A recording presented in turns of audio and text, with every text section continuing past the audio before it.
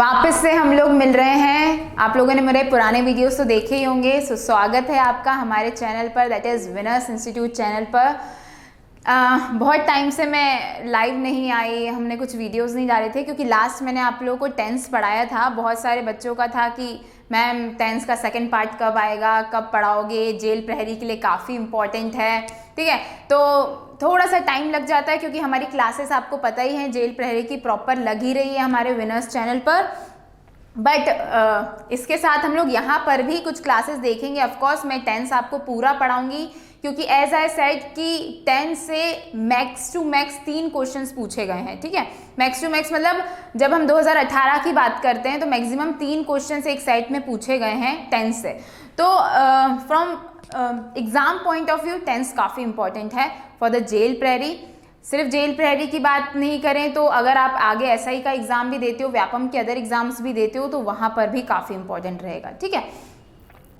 तो फटाफट से स्टार्ट करते हैं। एंड हाँ, आज टीचर्स डे है तो मैं आप सभी को हैप्पी टीचर्स डे ज़रूर बोलना चाहूँगी क्योंकि हम आपसे कुछ सीखते हैं और आप तो हमसे ऑब्वियसली सीखते ही हैं, पर हम भी हमारे स्टूडेंट से काफ़ी कुछ सीखते हैं। So without wasting time proceed to our work tense. जितने लोगों ने मेरी लास्ट क्लास देखी होगी टेंस की, तब मैंने आपको बेसिक चीज़ें बताई थी टेंस से कि टेंस होता क्या है। टेंस दैट वो बताता है कि कोई काम किस समय पर चल रहा है या काम कितना हो चुका है। दैट इज़ वो मेन फैक्टर उसके अंदर क्या आता है, टाइम आता है कि कोई भी काम किस समय पर हो रहा है, ठीक है। तो टाइम फैक्टर बहुत ज़्यादा इंपॉर्टेंट हो जाता है किसमें, टेंस में। देन मैंने आपको बताया था कि इसे सब डिवाइड किया गया है 3 पार्ट में, दैट इज प्रेजेंट, पास्ट और फ्यूचर, ठीक है। ये सारा बेस मैंने आपको बता दिया था, वाक्य के प्रकार मैंने आपको बता दिए थे। तो जितने भी लोगों ने मेरा प्रीवियस टेंस का वीडियो नहीं देखा है सो फटाफट से पहले वो देखिएगा, देन ये सेकंड पार्ट देखिएगा, ठीक है। आई विल सजेस्ट कि सेकंड पार्ट देखने से पहले आप फर्स्ट पार्ट ज़रूर देखिएगा क्योंकि जब तक हमें पता ही है कि जब तक आपका बेस स्ट्रांग नहीं होगा तब तक आपको टेंस टॉपिक प्रॉपरली समझ में नहीं आएगा, ठीक है।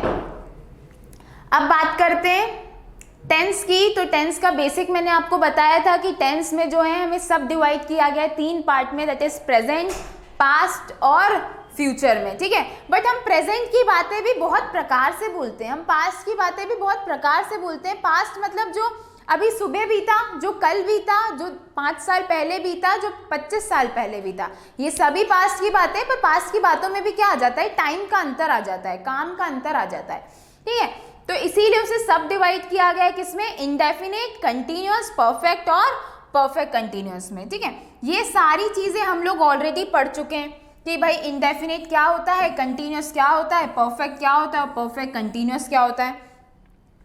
थोड़ा सा शॉर्ट में मैं आपको बता देती हूँ। इंडेफिनिट का ही दूसरा नाम क्या बोला गया था, सिंपल टेंस। क्या बोला गया था, सिंपल टेंस। तो जितनी भी सिंपल चीज़ें या जितनी भी इनडेफिनिट जो अनिश्चित चीज़ें हैं जो डेली में चलती रहती हैं वो किस टेंस में बनती है, इनडेफिनिट टेंस में बनती है। किस टेंस में बनती है, इनडेफिनिट में।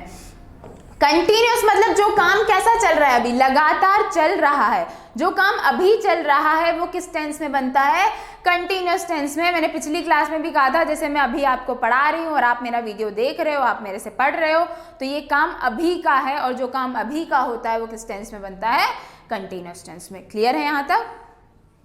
आगे प्रोसीड करते हैं परफेक्ट टेंस। अब परफेक्ट टेंस में भी मैंने आपको बताया था कि अगर मैं आपसे बोलूं कि आपने ये काम एकदम परफेक्ट किया है, ठीक है, आप एकदम परफेक्ट हो, तो किसी के भी काम को हम परफेक्ट तभी बोल सकते हैं जब वो व्यक्ति काम कर चुका होता है। जैसे मैंने बोला कि आपने ये ड्राइंग एकदम परफेक्ट बनाई है, ठीक है। मैंने फॉर एग्जांपल बोला कि आपने ये ड्राइंग एकदम परफेक्ट बनाई है, तो मैं आपकी ड्राइंग को तभी परफेक्ट बोल सकती हूँ जब आपकी ड्राइंग मैं देख चुकी हूँ, आप वो ड्राइंग बना चुके हो, ठीक है।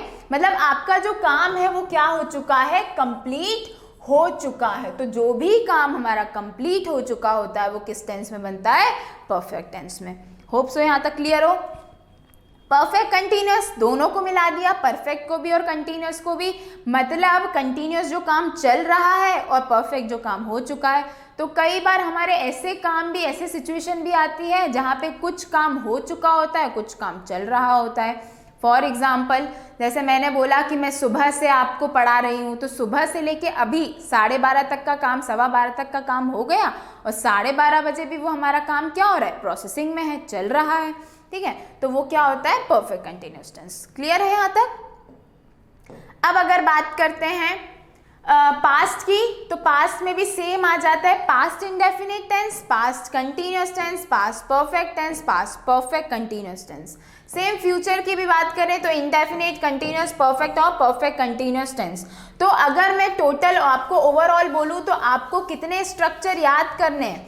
सी बचपन से हम लोग टेंस के स्ट्रक्चर याद कर रहे हैं, पर आज तक किसी को प्रॉपरली याद नहीं होंगे। ठीक है, जैसे मान लो जितने भी लोग मेरा वीडियो देख रहे हैं तो उसमें से बहुत कम लोग होंगे जो श्योरिटी से ये बोल पाएंगे मैम हमें तो 12 के 12 टोटल स्ट्रक्चर से याद है। ना, ऐसा नहीं होगा। ठीक है, तो अगर मैं बात करूं कि हमें कितने मेनली स्ट्रक्चर्स याद करने हैं, हमें याद करने हैं ये 4, ये 4, ये 4, मतलब हमें टोटल कितने स्ट्रक्चर्स याद करने हैं, 12। कितने स्ट्रक्चर्स याद करने हैं? देखो, याद करना मतलब डजंट मीन कि आपको रटना है, आपको सिर्फ रिवाइज करना है। क्योंकि जेल प्रहरी में आपसे बोलूं कि 2018 में सवाल क्या पूछा गया था कि कोई इंडेफिनिट का सेंटेंस है उसे परफेक्ट में चेंज करके बताना था। कोई इंडेफिनिट का सेंटेंस है उसमें किस में चेंज करना था, परफेक्ट में। तो सेंटेंस को आप चेंज करोगे तो वो तभी कर पाओगे जब आपको इंडेफिनिट का वो स्ट्रक्चर पता हो, जब आपको वो परफेक्ट का स्ट्रक्चर पता हो। कि आपको यहाँ पता हो कि प्रेजेंट में भाई वर्ब की फर्स्ट फॉर्म एस या ईएस फॉर्म लगेगी, तो परफेक्ट के प्रेजेंट में हैज या हैव लगेगा। ठीक है, यहाँ वर्ब की फर्स्ट फॉर्म लगेगी तो यहाँ वर्ब की थर्ड फॉर्म लगेगी। ये पता होना बहुत ज़्यादा ज़रूरी है। क्लियर है यहाँ तक? देन मैंने आपको बताया था कि हम 4 प्रकार के सेंटेंस पढ़ेंगे, दैट इज अफर्मेटिव, सकारात्मक वाक्य जिसमें कोई भी मनाही नहीं होगी, सिंपल सेंटेंस होंगे, मैं जाता हूँ, मैं खाता हूँ, मैं पीता हूँ, मैं सोता हूँ। नेक्स्ट मैंने कहा था कि इसके बाद हम पढ़ेंगे नेगेटिव सेंटेंस, दैट इज नकारात्मक वाक्य जिसमें आप चीज़ें मना करते हैं, जिसमें नेगेटिविटी होती है, मैं ये नहीं करता, मैं बुरा काम नहीं करता, मैं अच्छा काम नहीं करता, तो नहीं वाला सेंस आएगा। इंट्रोगेटिव दैट इज प्रश्नवाचक। इंट्रोगेटिव 2 प्रकार के होते हैं, कौन कौन से? एक यस या नो जिसमें आंसर किस में मिलेगा, हाँ या ना में। दूसरा होता है जिसमें आंसर आपको मिलता है डिटेल में या शब्दों में आपको बोल के बताना पड़ता है, रेदर देन यस और नो। क्लियर है? जैसे मैंने बोला कि आप खाना कब खाते हैं, ठीक है, आप पढ़ाई क्यों करते हैं, तो यहाँ पे आप आंसर डिटेल में दोगे या रेदर देन यस या नो में दोगे। क्लियर है यहाँ तक? और लास्ट इन दोनों का निचोड़ होता है नेगेटिव और इंट्रोगेटिव का, दैट इज इंट्रोनेगेटिव सेंटेंस। इंट्रोनेगेटिव सेंटेंस क्या होते हैं? जिसमें आप पूछते भी हो और आप मना भी करते हो। क्लियर है? पूछते भी और मना भी करते हो। इट मीन्स कि आपने बोला कि क्या तुम पढ़ाई नहीं करते, क्या तुम टाइम पर नहीं सोते, तो मैंने पूछ भी लिया और मना भी कर दिया। क्लियर है? क्लियर है यहाँ तक? बढ़े आगे। तो ये सारी बेसिक चीज़ें, मतलब ये मैंने जो 5 मिनट में आपको बताई है, ये पूरा डिटेल में मैंने आपको प्रीवियस मेरे लेक्चर में बताया है। तो इस लेक्चर के पहले आप वो प्रीवियस लेक्चर ज़रूर देखिएगा ताकि आपको कहीं पर भी दिक्कत ना हो। ठीक है, कहीं पर भी आपको दिक्कत ना हो। क्लियर है? सेकेंडरी अगर बात करते हैं यहाँ पे, तो हमें स्ट्रक्चर याद करने की ज़रूरत होगी। आपको स्ट्रक्चर पता होना चाहिए। वर्ब की फॉर्म भी मैंने बता दी थी, first form, second form, third form mainly, fourth form that is ING, fifth form that is S या ईएस। शॉर्टकट भी मैंने बता दिया था कि अगर लास्ट में एस है, जैसे इसके लास्ट में एस है, ठीक है, इज के लास्ट में क्या है, एस है, तो एस कैसा, ये इस कैसा होगा, सिंगुलर। वॉस के लास्ट में क्या है, एस है, तो वॉस कैसा होगा, सिंगुलर हेल्पिंग वर्ब। ठीक है, ऐसे ही अगर मैं बोलूँ हैज़, तो हैज़ के लास्ट में क्या है, एस, तो ये कैसा हेल्पिंग वर्ब होगा, सिंगुलर। ऐसे ही डू और डस की बात करें तो डस कैसा होगा, सिंगुलर, क्योंकि लास्ट में क्या है, एस। तो ये सारे लॉजिकली आप लोग दिमाग से याद रखना कि एस मतलब सिंगुलर। ठीक है, और अगर इसके अलावा हम प्रोनाउन की बात करते हैं तो आई यू वी दे कैसे माने जाते हैं। ठीक है, आई यू वी दे, अगर नेक्स्ट पे आते हैं, ठीक है, प्रेजेंट इंडेफिनिट से स्टार्ट करेंगे, but I you we they, I you we they कैसे माने जाते हैं, प्लूरल माने जाते हैं। कैसे माने जाते हैं, प्लूरल। इसमें से आई जो है वो थोड़ा सा अपवाद वाला केस है, ये कभी सिंगुलर भी बन जाता है, जैसे कंटिन्यूस में सिंगुलर बन जाता है। ठीक है, आई के साथ वॉज लग जाता है, पर यहाँ आई के साथ वर्ब की first form that is plural लगती है, पर आई के साथ कभी अलग ही हेल्पिंग वर्ब लग जाती है। जैसे आपको पता होगा कि इज आर नहीं लगता, आई के साथ क्या लगता है, एम लगता है, तो ये थोड़ा सा अपवाद वाला केस है, ठीक है। अगर बात करें इसके अलावा तो ही शी इट नेम, ठीक है, इसके अलावा अगर बात करें तो ही शी इट और कोई नेम, तो ये कैसे सब्जेक्ट है हमारे, सिंगुलर। कैसे सब्जेक्ट है ये हमारे, सिंगुलर, ठीक है। सिंगुलर मतलब इनके साथ क्या लगेगा, इज लगेगा, इसके साथ क्या लगेगा, वॉज लगेगा, इसके साथ क्या लगेगा, हैज लगेगा, डज लगेगा, ठीक है। तो आप एकदम से ऐसे फ्लुएंसी से याद करना, I you with a plural, he she it, name singular. Name मतलब कोई भी नाम व्यक्ति का, ठीक है, राम श्याम सीता गीता, तो I you with a plural, he she it, name singular. Clear है यहाँ तक, बढ़े आगे। चलो, तो अब मैंने आपको सारी बेसिक चीज़ें बता दी हैं, तो आपको सिर्फ अब ध्यान रखना है किसका, स्ट्रक्चर्स का। किसका याद रखना है, अब आपको स्ट्रक्चर्स का ध्यान रखना है, ठीक है। अब स्ट्रक्चर्स की बात करते हैं, तो देखो सब्जेक्ट होगा, ऑब्जेक्ट भी होगा, सिर्फ फर्क किस पे पड़ेगा, हेल्पिंग वर्ब पे और मेन वर्ब पे। फर्क किस पे पड़ता है, हेल्पिंग वर्ब पे और मेन वर्ब पे। सब्जेक्ट होगा, सब्जेक्ट मतलब कर्ता जो काम करता है, ऑब्जेक्ट मतलब कर्म जिस पर काम का प्रभाव पड़ता है या जिस पर काम का असर पड़ता है, ठीक है, और सब्जेक्ट मतलब जो काम करता है, ठीक है। ये चीज़ हम सारी क्लियर कर चुके थे। तो पहली बात तो आप ये देख लीजिएगा, हमें बेसिकली याद क्या करना है, हेल्पिंग वर्ब और मेन वर्ब, कि भाई अगर helping verb is am are है तो मेन वर्ब की कौन सी, आईएनजी फॉर्म होगी। अगर हेल्पिंग वर्ब हैज हैव है तो मेन वर्ब की कौन सी फॉर्म होगी, थर्ड फॉर्म होगी। कुछ समझ में आ रहा है, तो यहाँ पे सिर्फ इतना डिफरेंस आ जाता है। क्लियर, यहाँ तक क्लियर है, बढ़े आगे।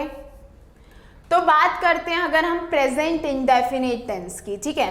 इंडेफिनिट टेंस अगर आप स्पोकन में पढ़ने जाओगे ना तो वो लोग क्या बोलेंगे कि भाई ता है, ती है, ते है, तो जहां आपको वाक्य में ता है, ती है, ते है दिखता है तो वो कौन सा टेंस होता है, प्रेजेंट इंडेफिनिट टेंस होता है। बिल्कुल सही है, ये स्पोकन में काफ़ी ऐसा होता है, रहा है, रही है, चुका है, चुकी हैं, पर कंपटीशन में ये चीज़ें काम नहीं आती हैं। कंपटीशन में काम आता है कि कहाँ प्रेजेंट इंडेफिनिट लगेगा, कहाँ पास्ट इंडेफिनिट लगेगा, कहाँ फ्यूचर इंडेफिनिट लगेगा। कुछ क्लियर हो रहा है। तो अगर बात करें तो पहला तो आपको सिंपल सा ये जो बेसिक चीज़ें हैं वो पता होनी चाहिए कि प्रेजेंट इंडेफिनिट टेंस या प्रेजेंट सिंपल टेंस भी जिसे कहा जाता है, जिसका हिंदी लास्ट में वाक्य में क्या निकलता है, ता है, ती है, ते हैं, मैं जाता हूँ, मैं खाता हूँ, मैं रोज़ स्कूल जाता हूँ, मैं रोज़ मंदिर जाता हूँ, ठीक है, वो रोज़ मेरे घर आती है तो ती है, ठीक है, हम पढ़ते हैं, ते हैं। तो ये सारे कैसे टेंस होते हैं, प्रेजेंट इंडेफिनिट टेंस होते हैं, ठीक है। मैंने कहा था हम लोग कुछ वाक्य पढ़ेंगे, that is affirmative, negative, interrogative. Interrogative दो प्रकार के होंगे, दैट इज यस या नो वाले और एक WH क्वेश्चन वाले, ठीक है। और लास्ट होगा हमारा वाक्य कैसा, इंट्रो नेगेटिव। कैसा होगा, इंट्रो नेगेटिव। बहुत ध्यान से सुनिएगा, एक बार मैं आपको स्ट्रक्चर बताऊंगी कि कैसा बन रहा है, इसके बाद आप खुद ब खुद बना लोगे, ठीक है। खुद ब खुद कैसे बन लेगा, जैसे अगर आपको सिर्फ ये पता है कि हेल्पिंग वर्ब क्या है तो नेगेटिव, इंट्रोगेटिव, इंट्रो नेगेटिव तो आप खुद से बना लोगे कैसे, ठीक है। बात करते हैं अफर्मेटिव की। अफर्मेटिव मतलब सकारात्मक वाक्य। मैंने कहा सब्जेक्ट भी होगा, ऑब्जेक्ट भी होगा, बेसिक चीज़ है, बट यहाँ पे वर्ब की कौन सी फॉर्म होती है, या तो फर्स्ट फॉर्म या तो एस या ES फॉर्म, ठीक है, एस, ES, IES, ठीक है। अब मैंने वही बोला आखिरी में एस है, मतलब क्या है, सिंगुलर, तो सिंगुलर सब्जेक्ट के साथ क्या लगती है, वर्ब की एस या ES फॉर्म, और प्लूरल के साथ क्या लगती है, वर्ब की first form. It mean simple सा फंडा में क्या बोलना चाह रही हूँ आपसे कि I, you, we, they के साथ क्या लगती है, वर्ब की फर्स्ट फॉर्म, और ही, शी, इट, नेम के साथ क्या लगती है, वर्ब की एस या ES फॉर्म। क्लियर, चलो आगे बढ़ते हैं। तो सब्जेक्ट हो गया, वर्ब की फर्स्ट फॉर्म या एस या ES फॉर्म हो गई, और क्या हो गया, ऑब्जेक्ट हो गया, ठीक है।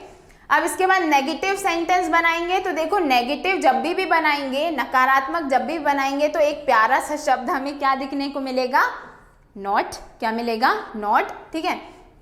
तो अगर नॉट की बात करें तो नॉट जो है वो डायरेक्टली मेन वर्ब में नहीं लगता है, किस में लगता है, हेल्पिंग वर्ब में लगता है। किस में लगता है, हेल्पिंग वर्ब। पर यहाँ तो हेल्पिंग वर्ब है नहीं, तो इसीलिए हम लोग हेल्पिंग वर्ब कौन सी यूज करेंगे, डू और डस। कौन सी यूज करेंगे, डू और डस। क्लियर है। तो जब डू और डस की बात करें तो यहाँ पे भी अपना सेम लॉजिक लगाओ कि डू और डज में डस के लास्ट में क्या है, एस, तो डस किसके साथ लगेगा, सिंगुलर के साथ।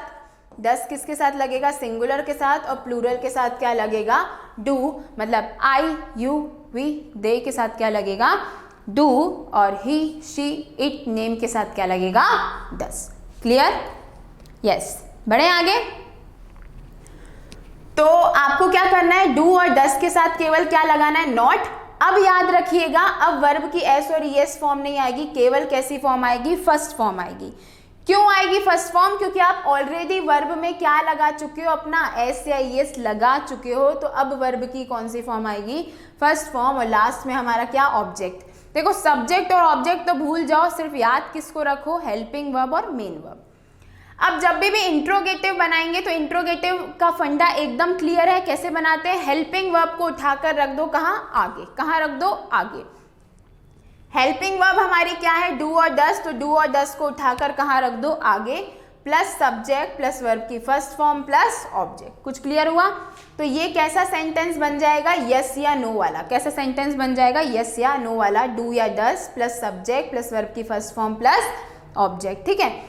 अब आपको अगर क्वेश्चन पूछना है, क्यों, कैसे, कहाँ, कब, ठीक है, किसके लिए, किसके द्वारा, तो जब आप ऐसे क्वेश्चन पूछोगे तो बस ये यस या नो वाला जो वाक्य है ना, ये यस या नो वाला वाक्य, उसके आगे क्या रख दो, WH वर्ड। क्या रख दो, WH वर्ड, मतलब व्हाट, व्हेन, वेयर, हुम, विच। क्लियर है।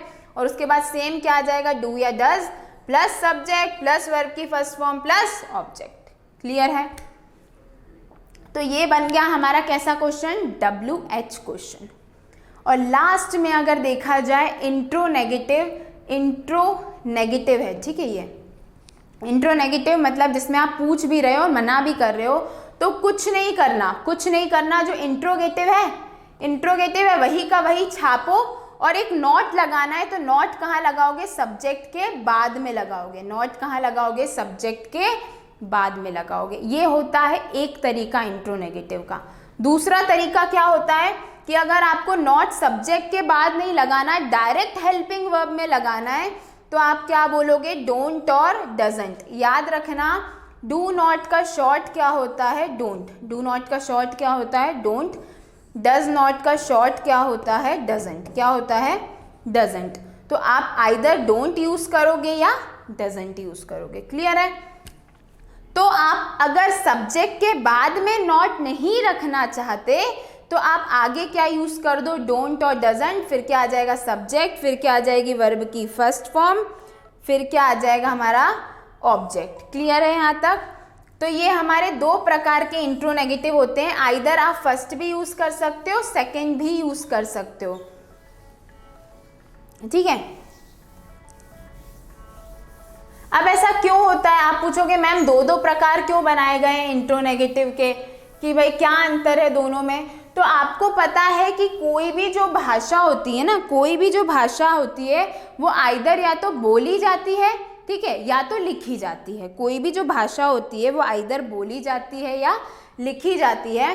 तो जो भी हम शॉर्टकट यूज करते हैं, आई एम नॉट, ठीक है, आई आरंट, आई डोंट, आई, ऐसे करके जो हम शॉर्टकट यूज करते हैं, डोंट करते हैं, डजंट यूज करते हैं, ठीक है। तो ये जो शॉर्टकट्स होते हैं ना, वो हमें बोलने में अच्छे लगते हैं। कैसे लगते हैं, बोलने में। जैसे मेरा डोंट गो देयर, ठीक है, वहाँ मत जाओ, ठीक है, डोंट डू दिस, ये मत करो। तो ये डोंट जो बोलते हैं हमको अच्छा लगता है सुनने में, ठीक है। तो बोलने में क्या अच्छा लगता है, डोंट और डजंट, और लिखने में क्या अच्छा लगता है, do, does, subject, not, verb की फर्स्ट फॉर्म और ऑब्जेक्ट। कुछ क्लियर हो रहा है। तो ये जो है लिखने में अच्छा लगता है, और ये क्या लगता है, सुनने में, बोलने में अच्छा लगता है। क्लियर है, इसीलिए डिफरेंस है। तो अगर मैं पूरे जो भी मैंने आपको समझाया है उसे अगर मैं समराइज करूं, ठीक है, उसे मैं समराइज करूं तो सॉरी, ध्यान से सुनिएगा। मैंने क्या बोला, अफर्मेटिव सेंटेंस में आपको याद रखना है प्रेजेंट इंडेफिनिट के कि वर्ब की फर्स्ट फॉर्म या एस फॉर्म, सब्जेक्ट ऑब्जेक्ट भूल जाइए, ठीक है। वर्ब की फर्स्ट फॉर्म या एस फॉर्म, तो वर्ब की फर्स्ट फॉर्म किसके साथ लगेगी, प्लूरल के साथ, एस और ईएस किसके साथ लगेगी, सिंगुलर के साथ। हेल्पिंग वर्ब कौन आ जाएगी, डू या डज, और अगर नेगेटिव है तो हम क्या लगा देते हैं, नॉट, डू प्लूरल के साथ, डज सिंगुलर के साथ। अगर यस या नो की बात करें तो डू डज उठ के कहाँ आ जाएगा, आगे, प्लस सब्जेक्ट प्लस वर्ब की फर्स्ट फॉर्म प्लस ऑब्जेक्ट, ठीक है। तो ये हमारा बन गया कैसा सेंटेंस, यस या नो वाला। अगर आपको WH वर्ड लगाना है तो बस जो हमारा यस या नो वाला क्वेश्चन है उसी के आगे क्या लगा दो, WH वर्ड लगा दो, ठीक है। और इंट्रो नेगेटिव बनाना है तो जो हमारा यस या नो वाला है उसी में सब्जेक्ट के बाद क्या रख दो, नॉट रख दो, क्या रख दो, नॉट रख दो। या फिर डोंट या डजंट का भी यूज कर सकते हो कि अगर आपको नॉट जो है सब्जेक्ट के बाद नहीं रखना है तो डोंट और डजंट को उठाकर कहाँ रख दो, आगे। क्लियर है, क्लियर है। देखो अगर क्लियर नहीं भी है तो अभी मैं आपको जो वाक्य बताऊंगी, सेंटेंसेस बताऊंगी, उससे थोड़ा सा और क्लियर हो जाएगा, ठीक है। क्योंकि कुछ ऐसे भी बच्चे होंगे जिन्होंने सिर्फ पहली बार ही टेंस देखा होगा या पहली बार ही वो सीरियसली पढ़ रहे होंगे, क्योंकि स्कूल टाइम तो हम ऐसे ही निकाल देते हैं। तो जैसे अगर मैंने आपसे एक सिंपल सा सेंटेंस क्या बोला कि मैं इंग्लिश पढ़ाती हूँ, ठीक है, मैंने ये सेंटेंस बोला कि मैं इंग्लिश पढ़ाती हूँ, तो आपको दिख रहा है लास्ट में क्या है, ता है, ती है, ते है। तो मैं इंग्लिश पढ़ाती हूँ, तो मैं को क्या बोलेंगे, आई, क्या बोलेंगे, आई। क्लियर है। अब आई कैसा सब्जेक्ट है, यहाँ पे प्लूरल है, I you with a he she it, I you with a he she it. तो आई कैसा है, प्लूरल, और प्लूरल के साथ वर्ब की कौन सी फॉर्म लगेगी, फर्स्ट फॉर्म। तो पढ़ाने को क्या बोलते हैं, पढ़ाने को क्या बोलते हैं, टीच, क्या बोलते हैं, टीच। तो आई टीच, और हमारा ऑब्जेक्ट मतलब जिस पर काम हो रहा है, तो किस पर प्रभाव पड़ रहा है, किस पर काम हो रहा है, इंग्लिश पे, तो क्या हो जाएगा, आई टीच इंग्लिश, क्या हो जाएगा, आई टीच इंग्लिश। कुछ क्लियर हुआ। तो सेंटेंस हो जाएगा आई टीच इंग्लिश, मैं इंग्लिश पढ़ाती हूँ। देखो ये बहुत बेसिक सी चीज़ें हैं, एक बार जब हमारे स्ट्रक्चर हो जाएंगे ना तो मैं उसके बाद आपको बताऊंगी कि एग्जाम में क्वेश्चन आता कैसा है, ठीक है। और पहला क्वेश्चन तो मैंने आपको बता ही दिया कि ट्रांसफॉर्म करने के लिए आता है कि आपको इनडेफिनिट से कंटिन्यूअस में चेंज करना है, या फिर इंट्रोगेटिव से नेगेटिव में, अफर्मेटिव से इंट्रोनेगेटिव में, ऐसे कुछ चेंजेस आते हैं, ठीक है। तो ये बहुत बेसिक चीज़ हम देख रहे हैं, कईयों को पता होगी, बट आपको लास्ट में मैं ये बताऊंगी, मतलब लास्ट इट मीन्स जब हम इंडेफिनिट ख़त्म करेंगे, ज़रूरी नहीं है कि हमारी आज की क्लास में ख़त्म हो, पर मैं आपको ये बताऊंगी कि कहाँ इंडेफिनिट टेंस लगता है, कहाँ कंटिन्यूअस लगता है, और इन दोनों में अंतर क्या हो जाता है, ठीक है। क्लियर यहाँ तक, बढ़े आगे। तो हमारा सेंटेंस क्या हो जाएगा, आई टीच इंग्लिश, ठीक है। सेंटेंस क्या हो जाएगा हमारा, आई टीच इंग्लिश। अब अगर इसका नेगेटिव बनाना है आपको, तो हमें पता है हेल्पिंग वर्ब आई के साथ क्या लगती है, डू, और डू नॉट बोल दो, डू के साथ क्या लगा दो, नॉट, या शॉर्टकट भी क्या यूज कर सकते हो, डोंट। तो क्या बोल दो, आई डू नॉट, फिर उसके बाद वर्ब की first form that is teach, और हमारा ऑब्जेक्ट क्या हो जाएगा, इंग्लिश। तो हो जाएगा I do not teach English, या आई डोंट टीच इंग्लिश, मतलब मैं इंग्लिश नहीं पढ़ाती हूँ, ठीक है। अब जब आपको बोलना है इंट्रोगेटिव कि क्या मैं इंग्लिश पढ़ाती हूँ, तो हेल्पिंग वर्ब को उठाकर कहाँ रख दो, आगे। तो डू को उठाकर कहाँ रखो, आगे, फिर वही सब्जेक्ट, वर्ब की फर्स्ट फॉर्म, और क्या हो जाएगा, इंग्लिश। तो क्या हो जाएगा, डू आई टीच इंग्लिश, क्या मैं इंग्लिश पढ़ाती हूँ, ठीक है। अब अगर मुझे पूछना है कब पढ़ाती हूँ, क्यों पढ़ाती हूँ, किसको पढ़ाती हूँ, तो कब के लिए आगे क्या लगा दूंगी, व्हेन, और बस ऊपर का कॉपी पेस्ट कर दो, that is do I teach English. When do I teach English, मतलब मैं इंग्लिश कब पढ़ाती हूँ, व्हेन का मतलब क्या हो जाएगा, कब। तो when do I teach English, मैं इंग्लिश कब पढ़ाती हूँ। क्लियर है। अब बात करते हैं इंट्रोनेगेटिव की। तो इंट्रोनेगेटिव दो प्रकार के बनेंगे, या तो डू डस को उठाकर आगे लाओ तो डू, फिर सब्जेक्ट दैट इज आई। अब नेगेटिव बनाना है तो क्या लगा दो सब्जेक्ट के बाद, नॉट। तो डू आई नॉट, वर्ब की first form, teach English, question mark. Do I not teach English, क्या मैं इंग्लिश नहीं पढ़ाती हूँ, तो मैं यहाँ पूछ भी रही हूँ और मना भी कर रही हूँ कि क्या मैं इंग्लिश नहीं पढ़ाती हूँ। या इसको दूसरी तरीके से कैसे बना सकते हो, डू में ही शॉर्टकट जोड़ दो, काहे का, डोंट आई। अब जब डोंट हो गया है तो नॉट लगाने की जरूरत है क्या, नहीं, डायरेक्ट क्या आ जाएगा, डोंट आई टीच इंग्लिश। क्या हो जाएगा, डोंट आई टीच इंग्लिश, कि क्या मैं इंग्लिश नहीं पढ़ाती हूँ। यहाँ तक क्लियर है, यहाँ तक क्लियर है। तो हमारा सिंपल सा सेंटेंस क्या बन जाएगा, I teach English, I don't teach English, do I teach English, और डोंट आई टीच इंग्लिश या do I not teach English. इन दोनों में से आप किसी का भी यूज कर सकते हो, ये दोनों ही इंट्रोनेगेटिव होते हैं। बढ़े आगे, क्लियर है यहाँ तक। चलो नेक्स्ट आते हैं हम लोग, कुछ एग्जाम्पल दिए हैं यहाँ पे। मैंने क्या बोला, he goes to school daily. अब ही कैसा है, सिंगुलर है, ही कैसा है, सिंगुलर, तो गो में क्या लग गई, एस या ई एस, तो क्या हो गया, गोज। तो he goes to temple daily, sorry school बोला, he goes to temple daily, मतलब वो डेली कहाँ जाता है, मंदिर जाता है, वह डेली या रोजाना मंदिर जाता है। तो सब्जेक्ट वर्ब की एस या E S form plus object. अगर नेगेटिव पे आते हैं तो ही और ही के साथ क्या लगेगा, डज, क्या लगेगा, डज। नेगेटिव के लिए क्या बोलेंगे, नॉट। और अब वर्ब की कौन सी फॉर्म आएगी, फर्स्ट, गोज नहीं होगा, अब क्या हो जाएगा, गो, क्योंकि ई एस आप ऑलरेडी किस में लगा चुके हो, डू में लगा चुके हो, तो वो क्या बन गया, डज। ठीक है, टू टेम्पल डेली। अब अगर आप इंट्रोगेटिव बना रहे हो तो डज को उठाकर कहाँ ले आओ, आगे, तो does he go to temple daily, कि क्या वो रोज मंदिर जाता है। अब आपने बोला कि वो मंदिर कब जाता है, तो आगे क्या लगा दिया, when does he go to temple daily, कि वो रोज मंदिर कब जाता है, कहाँ। तो अगर क्यों जाता है तो आगे क्या लगा दो, वाई लगा दो, क्या लगा दो, वाई लगा दो। ठीक है, अब इंट्रोनेगेटिव तो डज, फिर डज के बाद सब्जेक्ट, सब्जेक्ट के बाद क्या लगा दो, नॉट। तो does he not go to temple daily, कि क्या वो मंदिर रोज नहीं जाता है। तो आपने पूछ भी लिया, मना भी कर दिया। या दूसरी प्रकार से नॉट सब्जेक्ट के बाद न रख के हम उसे कहाँ रख दें, सबसे आगे रख दें और शॉर्टकट में रख दें, that is doesn't he go to temple daily, कि क्या वो डेली मंदिर नहीं जाता है। क्लियर है, तो ये हमारे सेंटेंस बन जाते हैं। एक चीज और आप यहाँ रखना कि डजंट जो है कई बार आपको ऐसा लिखा हुआ मिलेगा, डजंट आपको कई बार कहीं ऐसा मिलेगा, या डोंट आपको कहीं ऐसा मिलेगा। तो अपोस्ट्रॉफी याद रखना एन के बाद लगती है, मतलब ये गलत होता है और सही क्या होता है, ये वाला डजंट। ठीक है, एन के बाद अपोस्ट्रॉफी टी, और डोंट में भी एन के बाद अपोस्ट्रॉफी टी, ये चीज़ भी ध्यान रखिएगा। क्लियर, बढ़े आगे। तो मैंने क्या बोला कि ये सारे, अच्छा यहाँ पे देख लिए कि आई यू वी दे के साथ क्या लगती है, वर्ब की फर्स्ट फॉर्म लगती है और डू लगती है।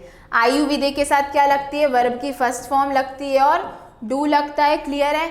और ही शी इट नेम जो कि सिंगुलर है, तो उनके साथ वर्ब की कौन सी फॉर्म लगती है, एस या ई एस फॉर्म लगती है, और साथ में क्या लगता है, डज। हेल्पिंग वर्ब क्या लगती है, डज, और मेन वर्ब क्या लगती है, वर्ब की एस या ई एस फॉर्म लगती है। ठीक है, और यहाँ पे कौन सी लगती है, फर्स्ट फॉर्म लगती है। क्लियर कट है, तो ये चीज़ याद रखिएगा। अब आप बोलोगे मैम आई को यहाँ पे प्लूरल क्यों लिया है, तो ये बनाए गए हैं नियम। ठीक है, कि आई कभी सिंगुलर होगा, कभी प्लूरल होगा, और कभी तो अलग ही हेल्पिंग वर्ब मिल जाएगी उसको। ठीक है, तो ये बात हुई हमारी किसकी, प्रेजेंट इंडेफिनिट टेंस की। चलो एक एग्जांपल हम और ले लेते हैं। जैसे मैंने बोला कि मेरी मम्मी खाना बनाती है। ठीक है, मेरी मम्मी खाना बनाती है, तो मेरी मम्मी दैट इज क्या हो जाएगा, माय मदर। क्या हो जाएगा, माय मदर। अब मम्मी है मतलब कितनी है, एक है, दैट इज सिंगुलर है। मदर्स होती तो प्लूरल हो जाता, तो सिंगुलर है तो वर्ब की कौन सी फॉर्म लगेगी, एस या ई एस। लॉजिकली याद रखना, एस मतलब सिंगुलर, तो वर्ब की कौन सी फॉर्म, एस या ई एस। तो बनाने को क्या बोलते हैं, कुक, और एस में क्या लग जाए, सॉरी कुक में क्या लग जाएगा, एस, दैट इज कुक्स। तो क्या हो जाएगा, माय मदर कुक्स। खाना बनाती है तो खाने को क्या बोलते हैं, फूड। क्या बोलते हैं, फूड। तो हमारा सिंपल सा सेंटेंस क्या हो जाएगा, माय मदर कुक्स फूड। क्या हो जाएगा, माय मदर कुक्स फूड। क्लियर है। अब मैंने बोला मेरी मम्मी खाना बनाती है, मेरी मम्मी खाना नहीं बनाती है, तो नहीं के लिए हमें क्या लगाना पड़ेगा, नॉट।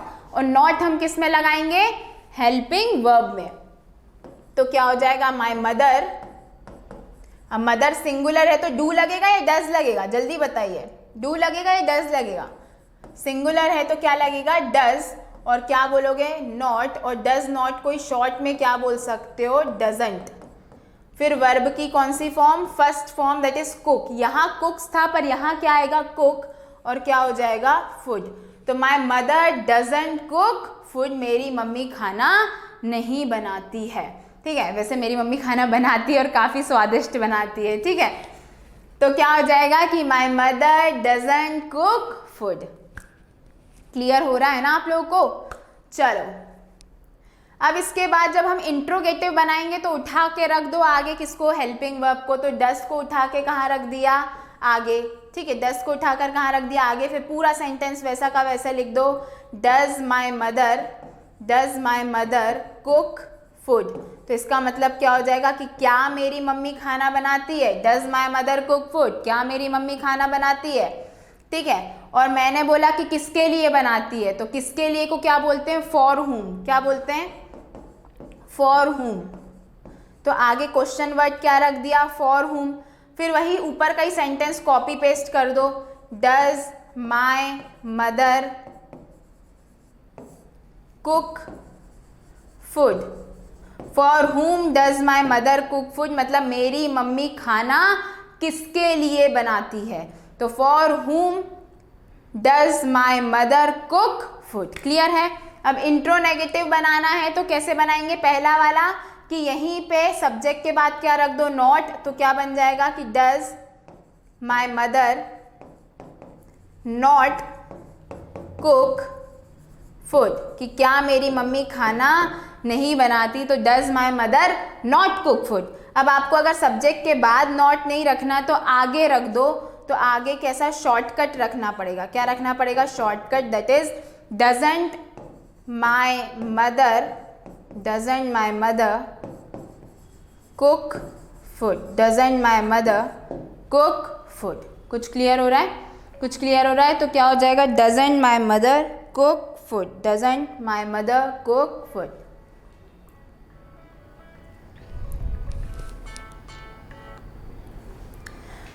तो यहाँ पे ये हमारा सेंटेंस हो गया। एक बार हिंदी बता देती हूँ, मेरी मम्मी खाना बनाती है, मेरी मम्मी खाना नहीं बनाती है। क्या मेरी मम्मी खाना बनाती है, मेरी मम्मी खाना किसके लिए बनाती है, क्या मेरी मम्मी खाना नहीं बनाती है। और इसी को दोनों तरीके से बोल दिया कि does my mother not cook food, doesn't my mother cook food.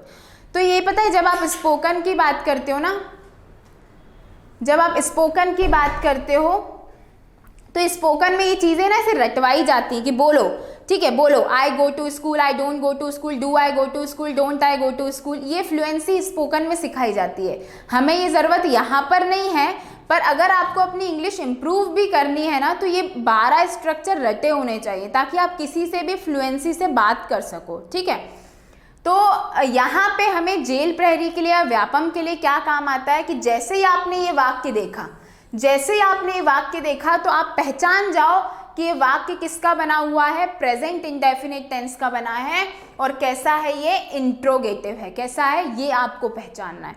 आपको वहाँ ये नहीं बोलेगा कि भाई मेरा भाई क्रिकेट खेलता है, इसको इंग्लिश में बना के बताओ, जी नहीं। वो इधर ऐसा एक सेंटेंस लिखा होगा और आपको पहचानना है कि ये टेंस कौन सा है, और वो तभी पहचानोगे जब आपको सारी हेल्पिंग वर्ब, वर्ब्स वगैरह सब पता होंगी। क्लियर हो रहा है।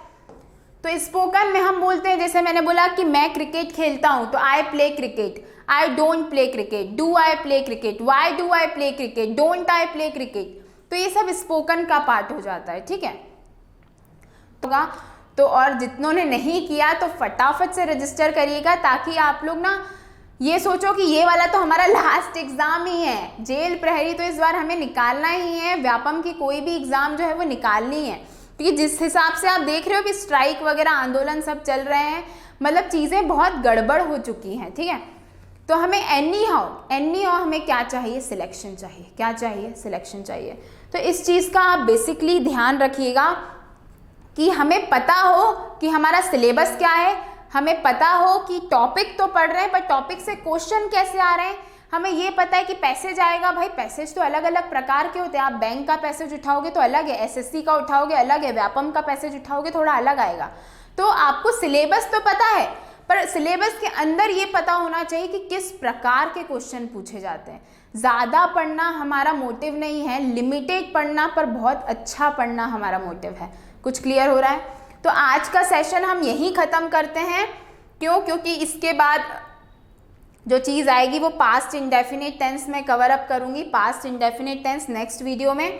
तो आपको थोड़ी सी झलक दिखा देती हूँ कि हम लोग नेक्स्ट क्लास में क्या कवर अप करेंगे। आज हमने प्रेजेंट इंडेफिनिट टेंस देखा, पूरा अच्छे से समझा। अगली क्लास में हम पास्ट इंडेफिनिट टेंस को पूरा कवर अप करेंगे, ठीक है। फिर उसके बाद कुछ एग्जाम्पल्स देखेंगे और ये देखेंगे कि पास्ट इंडेफिनिट कहाँ कहाँ लगता है बहुत अच्छे से। देन हम लोग नेक्स्ट क्लास कवर अप करेंगे फ्यूचर इंडेफिनिट टेंस की। तो आप बिल्कुल भी डरिएगा मत, मैं पूरा कोर्स कवर अप कराऊंगी, ठीक है। और ये देखेंगे कि भाई कहाँ इंडेफिनिट टेंस, पूरा का पूरा इंडेफिनिट टेंस कहाँ कहाँ लग सकता है वो हम देखेंगे। तो आपको बहुत ऐसी चीज़ें मिलेंगी जो आपको लगेगा कि यार ये तो पहले से पढ़ी ही नहीं थी।